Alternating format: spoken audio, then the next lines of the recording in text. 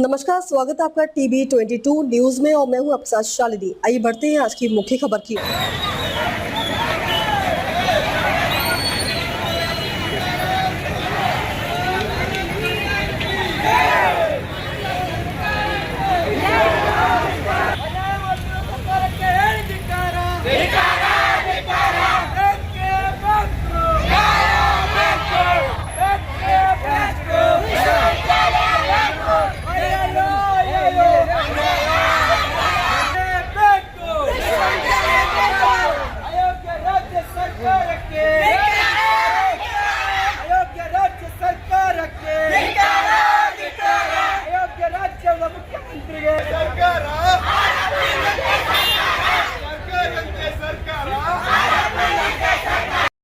जिंदाबाद जिंदाबाद जिंदाबाद जिंदाबाद भारत माता की जय। सुरक्षा की शक्ति विकोटी शक्ति राष्ट्र शक्ति दुनियाದ ರಕ್ತ ರಕ್ತವೆಲ್ಲ ದೇಶಕ್ಕಾಗಿ ಬಾಳದ ಬದುಕು ದೇಶಕ್ಕಾಗಿ ಬಾಳದ ಬದುಕು ಬದುಕೆ ಎಲ್ಲ ನರಕವದು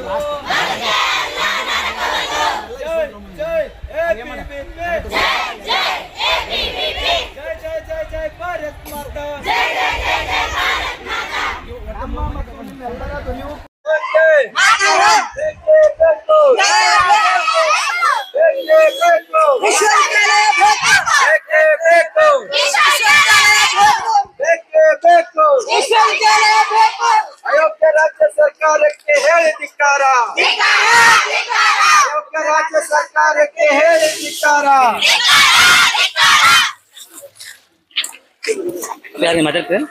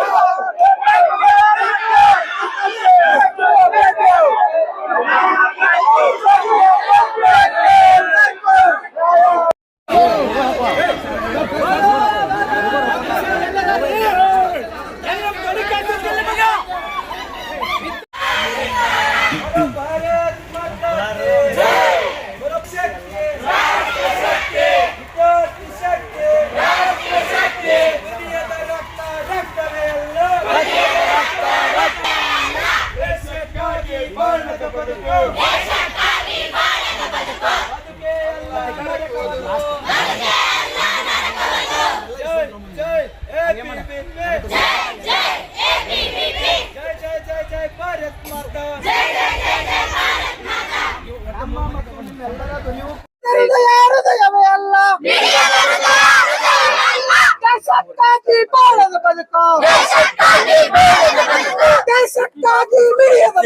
ದೇಶಕ್ಕಾಗಿ ಮಿಡಿಯದ ಬದುಕು, ಬದುಕೆ ಎಲ್ಲ ನರಕವದು. ಜೈ ಜೈ ಭಾರತ ಮಾತಾ, ಜೈ ಜೈ ಭಾರತ ಮಾತಾ, ಜೈ ಜೈ ಜೈ ಜೈ ಭಾರತ ಮಾತಾ, ಜೈ ಜೈ ಎಪಿಡಿಪಿ, ಜೈ ಜೈ ಜೈ ಜೈ ಎಪಿಡಿಪಿ, ಭಾರತ್ ಮಾತಾ ಕಿ ಜೈ, ಭಾರತ್ ಮಾತಾ ಕಿ ಜೈ. ಬರಲೇಬೇಕು ಬರಲೇಬೇಕು ಬರಲೇಬೇಕು ಬರಲೇಬೇಕು ಬರಲೇಬೇಕು. ಇವತ್ತಿನ ಹೋರಾಟ ಯಾವ ಕೊಡ್ತೀವಿ ಅಂತಂದ್ರೆ ತಮ್ಮೆಲ್ಲರಿಗೂ ಕೂಡ ಈಗ ಆಲ್ರೆಡಿ ನಾವು ನಮ್ಮ ವಿದ್ಯಾರ್ಥಿ ಪರಿಷತ್ನ ಬ್ಯಾನರ್ ನಲ್ಲಿ ಏನಿದೆ ವಿಷಯ ಗೊತ್ತಿದೆ. ಸಾಕಷ್ಟು ಇವತ್ತೇನು ಅಂತಂದ್ರೆ ನಮ್ಮ ಬಿಜಾಪುರ ಜಿಲ್ಲೆಯ 130 ಕಾಲೇಜುಗಳೇನ್ ಬರ್ತಾವಲ್ಲ ವಿಶ್ವವಿದ್ಯಾಲಯಕ್ಕೆ, ರಾಣಿ ಚೆನ್ನಮ್ಮ ವಿಶ್ವವಿದ್ಯಾಲಯಕ್ಕೆ, ಆ ವಿಶ್ವವಿದ್ಯಾಲಯಕ್ಕೆ ಬರುವಂತ ನಮ್ಮ 130 ಕಾಲೇಜುಗಳನ್ನ ಜಮಖಂಡಿ ವಿಶ್ವವಿದ್ಯಾಲಯಕ್ಕೆ ಸೇರಿಸಲಿಕ್ಕೆ ನಮ್ಮ ಹೋರಾಟ ಇದೆ. ಯಾಕಂದ್ರೆ ತಮ್ಗೆಲ್ಲರಿಗೂ ಗೊತ್ತಿದೆ, ಬಿಜಾಪುರಿಂದ ಮತ್ತು ಸಿಂದಗಿ, ಆಲ್ಮೇಲು, ತಾಳಿಕೋಟೆ ಈ ಭಾಗದಲ್ಲಿ ಸಾಕಷ್ಟು ನಮ್ಮ ಕಾಲೇಜ್ಗಳಿದೆ. ಆ ಭಾಗದಿಂದ ವಿದ್ಯಾರ್ಥಿಗಳು ಬೆಳಗಾವಿಗೆ ಹೋಗ್ಬೇಕಂದ್ರೆ ಸುಮಾರು 6-7 ತಾಸುಗಳ ಸಮಯ ಬೇಕಾಗತ್ತೆ. ಆ ಬೆಳಗಾವಿಂದ ಮತ್ತೆ ವಿಶ್ವವಿದ್ಯಾಲಯಕ್ಕೆ ಹೋಗ್ಬೇಕಂದ್ರೆ ಬಹಳಷ್ಟು ದೂರ ಇದೆ. ಬೆಳಗಾವಿ ನಗರದಲ್ಲಿಲ್ಲ ವಿಶ್ವವಿದ್ಯಾಲಯ. ಬೆಳಗಾವಿ ನಗರವನ್ನ ಬಿಟ್ಟು ಮತ್ತೆ 2 ತಾಸುಗಳ ಸಮಯ ಹೋಗ್ಬೇಕಾಗತ್ತೆ. 2 ದಿನಗಳ ಕಾಲ ಯಾವ್ದಾದ್ರು ಒಂದು ಸಮಸ್ಯೆ ಆದ್ರೆ, ಶೈಕ್ಷಣಿಕವಾಗಿ ಏನಾದ್ರೂ ವಿದ್ಯಾರ್ಥಿಗಳಿಗೆ ಸಮಸ್ಯೆ ಆದ್ರೆ ಅವರು 2 ದಿನಗಳ ಕಾಲ ಸಮಯವನ್ನ ವ್ಯರ್ಥ ಮಾಡ್ಬೇಕಾಗತ್ತೆ, ದುಡ್ಡುಗಳನ್ನ ವ್ಯರ್ಥ ಮಾಡ್ಬೇಕಾಗತ್ತೆ. ಆದ್ರೆ ಏನು ಹಿಂದಿನ ಸರ್ಕಾರ ಜಿಲ್ಲೆಗೊಂದು ವಿಶ್ವವಿದ್ಯಾಲಯ ಅಂತ ಕೊಟ್ಟು ಆ ಸಂದರ್ಭದಲ್ಲಿ ನಮ್ಮ ಬಾಗಲಕೋಟೆ ಜಿಲ್ಲೆಯ ಜಮಖಂಡಿಯಲ್ಲಿ ಒಂದು ವಿಶ್ವವಿದ್ಯಾಲಯ ಸ್ಥಾಪನೆ ಮಾಡ್ತು. ಆ ವಿಶ್ವವಿದ್ಯಾಲಯಕ್ಕೆ ನಮ್ಮ 130 ಕಾಲೇಜುಗಳನ್ನ ಸೇರಿಸೋದ್ರಿಂದ ವಿದ್ಯಾರ್ಥಿಗಳಿಗೂ ಕೂಡ ಶೈಕ್ಷಣಿಕವಾಗಿ ತಮ್ಮ ಸಮಸ್ಯೆಗಳನ್ನ ಬಗೆಹರಿಸಿಕೊಳ್ಳಲಿಕ್ಕೆ ಬಹಳಷ್ಟು ಅನುಕೂಲ ಆಗುತ್ತೆ ಅನ್ನುವಂತ ದೃಷ್ಟಿಯಿಂದ ನಾವು ಕಳೆದ ಬಾರಿಯೂ ಕೂಡ ಈ ಒಂದು ವಿಷಯವಿಟ್ಟು ಹೋರಾಟ ಮಾಡಿದ್ವಿ. ಆದ್ರೆ ಸರ್ಕಾರ ಯಾವುದೇ ಒಂದು ಸ್ಪಂದನೆ ನೀಡಿಲ್ಲ.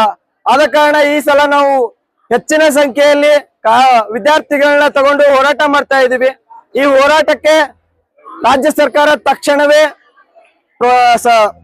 ಈ ಹೋರಾಟದ ಒಂದು ಇದು ತಗೊಂಡು ತಕ್ಷಣ ಪರಿಹಾರವನ್ನು ಕೊಡಬೇಕು, ವಿಶ್ವವಿದ್ಯಾಲಯಕ್ಕೆ ಸೇರಿಸಬೇಕು ಅನ್ನೋ ಒಂದು ಮನವಿ ಅಖಿಲ ಭಾರತೀಯ ವಿದ್ಯಾರ್ಥಿ ಪರಿಷತ್ ವಿಜಯಪುರದಿಂದ ನಾವು ಮಾಡ್ತಾ ಇದೀವಿ. ಇದೇ ಶೈಕ್ಷಣಿಕ ವರ್ಷದಲ್ಲಿ ವಿದ್ಯಾರ್ಥಿಗಳ 130 ಕಾಲೇಜುಗಳನ್ನ ಸೇರಿಸಬೇಕಂತ ನಾವು ರಾಜ್ಯ ಸರ್ಕಾರಕ್ಕೆ ಮನವಿ ಮಾಡ್ತಾ ಇದೀವಿ. ಈಗಾಗಲೇ ಸಾಕಷ್ಟು ಸಲ ನೀವು ಮನವಿ ಕೊಟ್ಟಿರಿ ABFದಿಂದ, ಯಾಕೆ ಈ ಮನವಿಯನ್ನು ಸರ್ಕಾರಕ್ಕೆ ಮುಟ್ಟಿಲ್ವಾ? ಅದು ಇಲ್ಲಿರುವಂತ ಅಧಿಕಾರಿಗಳ ಏನ್ ಮಾಡಿದಾರೋ ನಮಗ್ ಗೊತ್ತಿಲ್ಲ. ನಾವಂತೂ ಹೋರಾಟ ಮಾಡ್ತಾ ಇದೀವಿ ಸತತ. ಈ ಏನೋ ಸಮಸ್ಯೆ ಕುರಿತು ಸತತವಾಗಿ ಹೋರಾಟ ಮಾಡ್ತಾ ಇದೀವಿ. ಸಾಕಷ್ಟು ಮನವಿ ಪತ್ರಗಳನ್ನ ಕೂಡ ನಾವು ರಾಜ್ಯ ಸರ್ಕಾರಕ್ಕೆ ಜಿಲ್ಲಾಡಳಿತದ ಮುಖಾಂತರ ಕಳಿಸುವಂತ ಕೆಲಸ ಮಾಡ್ತಾ ಇದೀವಿ. ಅದಕ್ಕೆ ಯಾವುದೇ ಒಂದು ಸ್ಪಂದನೆ ನೀಡಿಲ್ಲ. ಈ ಒಂದು ಮನವಿಗೆ ಈ ಸಲ ಸ್ಪಂದನೆ ನೀಡದೇ ಇದ್ರೆ ಇದಕ್ಕಿಂತ ಉಗ್ರವಾದ ಹೋರಾಟವನ್ನ ವಿದ್ಯಾರ್ಥಿ ಪರಿಷತ್ ಮಾಡ್ಬೇಕಾಗತ್ತೆ ಅಂತ ಈ ಸರ್ಕಾರಕ್ಕೆ ನಾವು ಎಚ್ಚರಿಕೆ ಕೊಡ್ತಾ ಇದೀವಿ. ಈ ಮುಖಾಂತರ ಇದೊಂದು 3-4 ಮನವಿಗಳಾಗಿರ್ಬೋದು ಅಂತ ನನ್ಗನ್ಸುತ್ತೆ. ಮಂಜುನಾಥ್ ಹಳ್ಳಿ. ಒಂದ್ ನಿಮಿಷ ಮಾತಾಡ್ತೀನಿ, 2 ನಿಮಿಷ. ಅಖಿಲ ಭಾರತೀಯ ವಿದ್ಯಾರ್ಥಿ ಪರಿಷತ್ ವಿಜಯಪುರ ವತಿಯಿಂದ ಇವತ್ತು ಏನಪ್ಪಾ ಅಂತಂದ್ರೆ ಹಿಂದೆ ಇರ್ತಕ್ಕಂತ ಸಾಕಷ್ಟು ವಿದ್ಯಾರ್ಥಿಗಳು ವಿಜಯಪುರ ಜಿಲ್ಲೆಯಲ್ಲಿ ಉದಾಹರಣೆ ನಾವು ನೋಡ್ಬೇಕಪ್ಪ ಅಂತಂದ್ರೆ ಬಾಗಲಕೋಟೆ ಜಿಲ್ಲೆಯಲ್ಲಿ 80 ಕಾಲೇಜುಗಳಿದಾವೆ.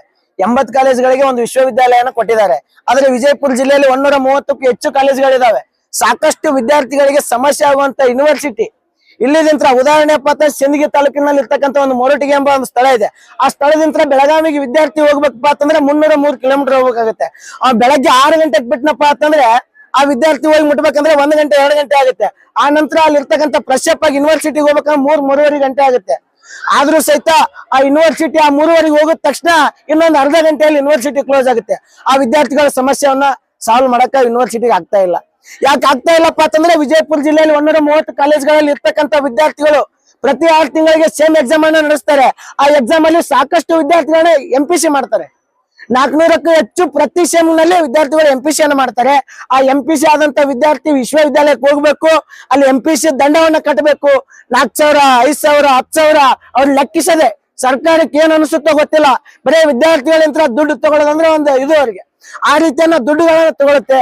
ತಗೊಂಡು ಸಹಿತ ಆ ವಿದ್ಯಾರ್ಥಿ ಸಮಸ್ಯೆನ ಒಂದೇ ದಿನದಲ್ಲಿ ಬಗೆಹರಿಸೋದಿಲ್ಲ.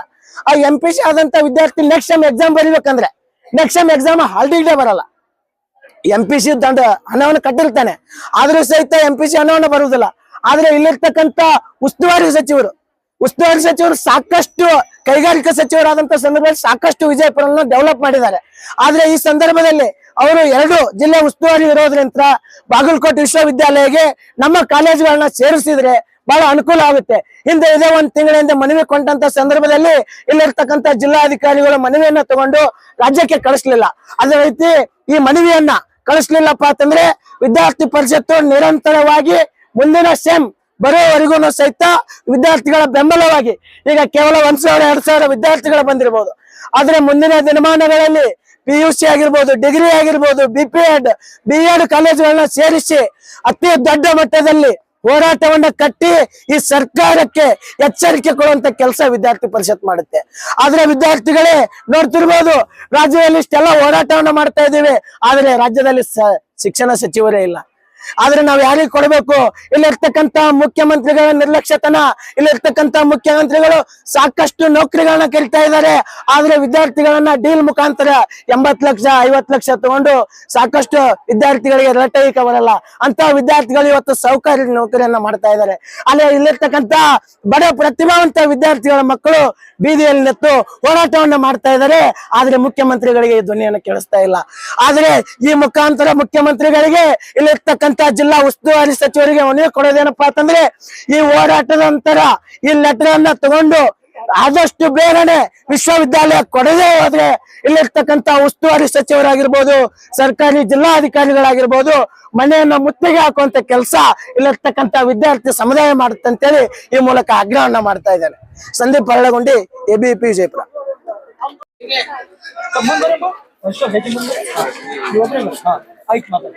ಬೆಳಗಾವಿ ವಿಶ್ವವಿದ್ಯಾಲಯ ನಮಗ್ ಬೇಕೇ ಬೇಕ್ರಿ. ಯಾಕಂತಂದ್ರ ನಮ್ಮಲ್ಲಿ ಇರುವಂತ ವಿದ್ಯಾರ್ಥಿಗಳು ಬೆಳಗಾವಿಗೆ ಜರ್ನಿ ಮಾಡ್ಬೇಕಂದ್ರ 3-4 ತಾಸ ಆಗ್ತೈತಿ. ಅದ್ರ ಸಂಬಂಧ ನಾವೆಲ್ಲಾರು ಬಾಳ್ ನಂಬ್ತೀವ್ರಿ. ಮತ್ ನಮ್ದು ಅರ್ಧ ಎಲ್ಲ ನಮ್ದು ವಿದ್ಯಾಭ್ಯಾಸ ಬರೀ ಬಸ್ನಾಗೆ ಹೋಗೋದಾಗ್ತೈತ್ರಿ. ಅದ್ರ ಸಂಬಂಧ ನಮಗ್ ವಿಶ್ವವಿದ್ಯಾಲಯ ಇಲ್ಲೇ ಬೇಕ್ರಿ. ಅದಕ್ಕೆ ನಾವ್ ಈ ಹೋರಾಟ ಮಾಡಾಕತ್ತೀವ್ರಿ. ಈ ಹೋರಾಟ ನಮಗ್ ನ್ಯಾಯ ಸಿಗೋ ಮಟ್ಟ ನಮಗ್ ಈ ಹೋರಾಟ ನಿಂದ್ರುದಿಲ್ರಿ. ನಾವ್ ಗಾಂಧಿ ಚೌಕದಿಂದ ಬಂದಿವ್ರಿ ಪ್ರತಿಭಟನೆ. ಬೇಡಿಕೆ ಇರಿಸ್ಲಿಕ್ಕಂದ್ರ ನಾವು ನಮ್ದು ಹೋರಾಟ ಅಂತೂ ನಿಂದ್ರಿಸೋದಿಲ್ರಿ, ಒಟ್ಟ ನಿಂದ್ರಿಸೋದಿಲ್ರಿ. ಇದು ಮುಂದುವರಿದೇರಿ ಹಿಂಗೇರಿ. ಇದು ಯಾವಾಗ ನಮಗ್ ನ್ಯಾಯ ಸಿಗ್ತೈತಲ್ಲ ಅವಾಗ ನಾವ್ ಈ ಹೋರಾಟ ನಿಂದ್ರಿಸ್ತೀವ್ರಿ. ಅಲ್ಲಿ ತನ ಇದು ರಾಜ್ಯ ಸರ್ಕಾರಕ್ಕೆ ಮುಟ್ಟುತನ ನಾವ್ ಇಷ್ಟೇ ಹೋರಾಟ ಮಾಡೋರೇ ರೀ. ಏನ್ರಿ? ರಾಣಿ ಚೆನ್ನಮ್ಮ ವಿಶ್ವವಿದ್ಯಾಲಯ ನಮ್ಗೆ ಬೇಕ್ರಿ. ಬೇಕ್ರಿ. ವಿಜಯಪುರ ಇಷ್ಟು ದೊಡ್ಡ ಜಿಲ್ಲೆ ಐತಿ. ನಿಮ್ ಜಿಲ್ಲೆಗೆ ನೀವು ಯೂನಿವರ್ಸಿಟಿ ಕೇಳಾಗತ್ತಿಲ್ಲ, ಬಾಗಲಕೋಟೆ ಜಿಲ್ಲೆಗೆ ಹೋಗಿ ಸೇರ್ಸಂತೀರಿ. ನಿಮ್ ಜಿಲ್ಲೆಗೆ ಕೇಳಬಹುದಾಗಿತ್ತಲ್ಲ ನೀವು ABP ದಾಗ. ಹೌದ್ರಿ, ಆದ್ರ ಎಲ್ಲಿ ನಿಂತ್ರಂದ್ರ ಬಾಗಲಕೋಟೆ ಅನ್ನೋದು ವಿಜಯಪುರ ಜಿಲ್ಲೆಯಿಂದ ಬೇರ್ಪಟ್ಟ ಒಂದು ಶಿಶು. ಅಲ್ಲಿ ಹೋಯ್ತು ನೀವು ಏನಪ್ಪ ನಿಮ್ ಯೂನಿವರ್ಸಿಟಿ ನೀವು ಸೇರ್ಸಂತ ಕೇಳ್ಕೊತೀರಿ. ಅದನ್ನ ಕೇಳ್ಕೊಬೋದಾಗಿತ್ತಲ್ಲ ಬಿಜಾಪುರಕ್ಕೆ ನಮ್ಮ ಯೂನಿವರ್ಸಿಟಿ ಕೊಡ್ರಿ ಅಂತ. ನಮ್ ಸಂಬಂಧ ಅಷ್ಟೇ ಅಲ್ರಿ, ಎಲ್ಲಾರ್ದು ನೋಡ್ಕೋಬೇಕ್ರಿ. ನಾವ್ ಅಷ್ಟೇ ಕಲಿಯಲ್ರಿ, ಎಲ್ಲಾರು ಕಲಿತಾರಿ.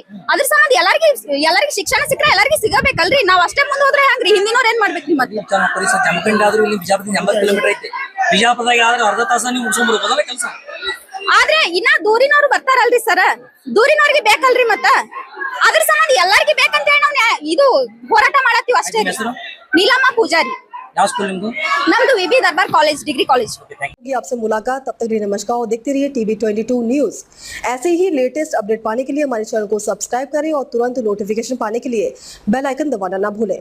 यदि आप हमें फेसबुक या इंस्टा के माध्यम से देख रहे हैं तो हमारे पेज को फॉलो जरूर करें। धन्यवाद।